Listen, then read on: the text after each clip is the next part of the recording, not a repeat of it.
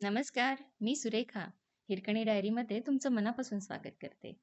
आज मी घेऊन आले आहे एकदम सोपी आणि टेस्टी रेसिपी. जर तुम्हाला अशा होममेड रेसिपीज आवडत असतील, तर चॅनलला आत्ता सबस्क्राईब करा आणि व्हिडिओ शेवटपर्यंत बघा. वाटाण्याची कचोरी खायची, मग सीझनची का वाट बघायची? ऑफ सीझननी बनवली आहे वाटाण्याची कचोरी.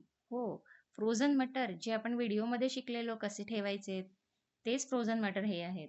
2 कप मी इथे फ्रोझन मटर घेतलेले आहेत. ते सॉफ्ट व्हावेत म्हणून आपण थोडं पाण्यामध्ये त्याला ठेवलेलं आहे.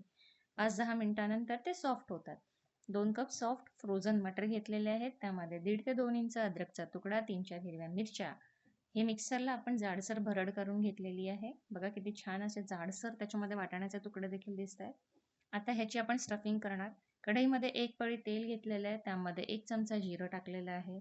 त्यामध्ये अर्धा टीस्पून 1 टीस्पूनच्या आसपास मी हिंग टाकलेला आहे.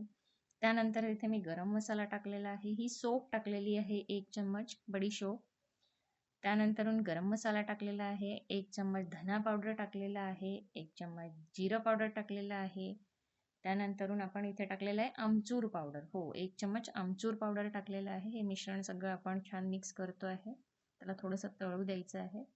त्यानंतरून इथे मी टाकलेला आहे अर्धा चमचा ओवा. त्यानंतर आपण इथे 2 चमचे बेसन घेतलेलं आहे. या सगळ्या मिश्रणामध्ये बेसनाला छान मस्तपैकी शिजवून घ्यायचं आहे, परतून घ्यायचं आहे. त्याचा खमंग असा दरवळ येतो. आणि हे बेसन का घालायचं आहे? तर ही जी स्टफिंग आहे ना मटारची, ही ड्राय व्हावी म्हणून. ठीक आहे. हे बघा बेसन सुद्धा छान मस्तपैकी शिजवून घेतलेलं आहे. यामध्ये ही स्टफिंग टाकलेली आहे. ही स्टफिंग यामध्ये टाकून आपण याला छान मिश्रण मिक्स करून घ्यायचं आहे. छान परतवायचं आहे. चवीपुरतं मीठ घातलेलं आहे. आणि आपण थोडीशी साखर इथे घातलेली आहे बरं का, ती शेवट. हे छान व्यवस्थित मिक्स करून घेतलंय, शिजवलेलं आहे. यात पाणी असेल ते सगळं सोकून गेलेलं आहे. हे स्टफिंग रेडी झालं. त्यानंतर इथे मी कोथिंबीर टाकलेली आहे. आणि आता हे मिश्रण आपण गॅस बंद करायचं आहे. मिक्स करून घ्यायचं आहे आणि गॅस बंद करायचा आहे. झालंय आपलं कचोरीचं स्टफिंग रेडी. किती छान दिसतंय ना? हां, बरं आता इथे चवीपुरतं तुम्ही धणे, अख्खे धणे सुद्धा टाकू शकताय हां. मी पण टाकले, पण नंतर टाकलेले. आता इथे आपण घेतोय मैदा. 2 वाटी मैदा घेतलेला आहे मी. त्यामध्ये आपण ओवा चुरगळून टाकतोय. 1 चमचा मी इथे ओवा घेतलेला आहे. त्यानंतरून आपण इथे अर्धा चमचा बेकिंग सोडा घेतलेला आहे. त्यानंतरून आपण इथे टाकतोय चवीनुसार मीठ. हे सगळं व्यवस्थित मिक्स करायचं आहे. मोहनसाठी आपण इथे 1 ते 1.5 पळी तेल घेतलेलं आहे. तेल या पिठामध्ये एकजीव करण्यासाठी छान व्यवस्थित मिक्स करायचं आहे. पिठाचा असा मूठ बांधल्यावरती गोळा तयार होतो. बघा. हा झाल्यानंतरून आपल्याला त्यात थोडं-थोडं पाणी टाकून, कोमट पाणी घ्या. थोडं-थोडं पाणी टाकून आपल्याला याचं पीठ मळून घ्यायचं आहे. पीठ खूप सख्त नसावं, कडक नसावं किंवा खूप ढिलं सुद्धा नसावं. खूप मऊ पण आपल्याला पीठ नाही मळायचं आहे.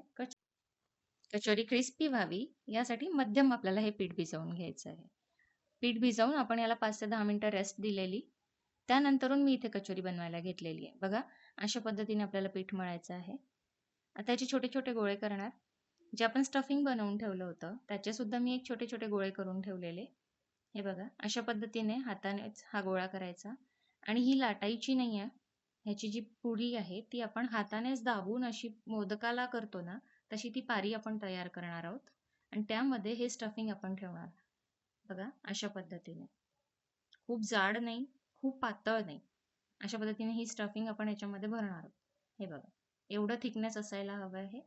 यामध्ये आता मी कचोरीचं जे आपण स्टफिंग बनवून ठेवलेलं, याचा एक बॉल घेतलेला आहे, याचा एक गोळा तयार केलेला आहे आणि तो मी यामध्ये टाकलेला आहे.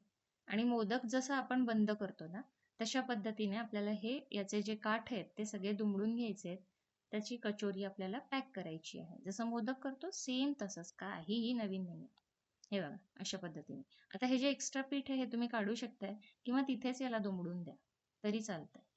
ठीक आहे. हां, हे बघा, हे अशा पद्धतीने आणि याला हाताने दाब देऊन ती एकसारखी आपल्याला कचोरी करायची आहे. याच्यावरती लाटणं फिरवायची गरज नाही, काहीच नाही. हे बघा, अशा पद्धतीने हे सगळं स्टफिंग पसरतं कचोरीमध्ये. अशाच मी मोठ्या कचोरी करणार होते, पण मग नंतर प्लॅन चेंज झाला आणि मी छोट्या-छोट्या मिनी कचोरीज बनवल्या. ठीक आहे. हे बघा, ही एक मोठी कचोरी केलेली मी आणि बाकी सगळ्या मी छोट्या कचोरी बनवून घेतल्या. हे बघा, अशा पद्धतीने.